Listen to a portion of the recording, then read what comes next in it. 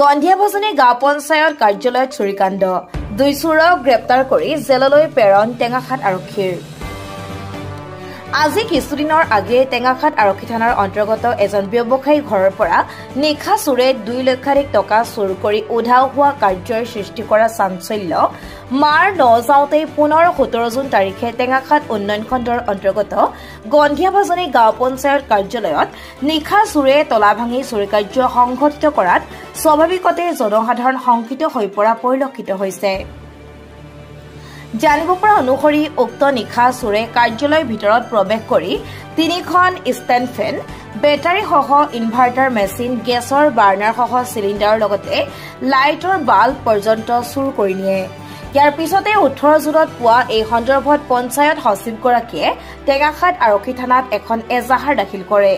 এই এজাহাৰৰ ভিত্তিত আৰক্ষীয়ে অতি তৎপৰতাৰে তদন্ত আৰম্ভ কৰে আৰু 18 জুনৰ নিশাই 2 নং বৰবাম গাঁৱৰ ৰমেশ লোহাৰ আৰু দেওবিল গাঁৱৰ সঞ্জীৱ কাশ্যপ নামৰ 2টা চোৰক আটক কৰাৰ লগতে চুৰ কৰা সামগ্ৰীসমূহ উদ্ধাৰ কৰিবলৈ সক্ষম হয়।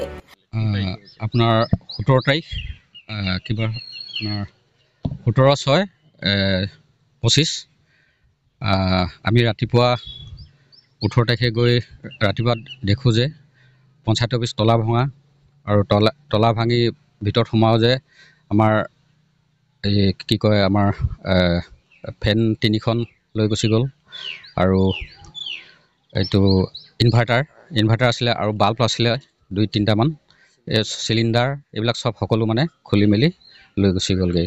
তাৰপিছত আমি থানাৰ আহি এখন এজাহাৰ দিলোঁ। এজাহাৰ ভিত্তিত তাহাঁতে গধূলি গৈ ৰাতি প্ৰায় 10টামান বজাত গৈ তেখেতসকলক কৰায়ত্ব কৰি থানালৈ 2জনক লৈ আহিলে। হয়, এইকেইজন এনেই এতিয়া জনামতে এজন বেঙেনাতলিৰ বুলি কৈছে আৰু এজন এইটো কি কয় আপোনাৰ ধৰিয়া হয় বেলবাৰী। আজি টেঙাখাত আৰক্ষীয়ে থানাত 36/25 নম্বৰত এটা গোচৰ ৰুজু কৰি দুয়োকে গ্ৰেপ্তাৰ কৰে আৰু ভাৰতীয় দণ্ডবিধি আইনৰ কেইবাটাও ধাৰা অনুসৰি ডিব্ৰুগড় জিলা কাৰাগাৰলৈ প্ৰেৰণ কৰা হয়। News desk report Tengakhat live.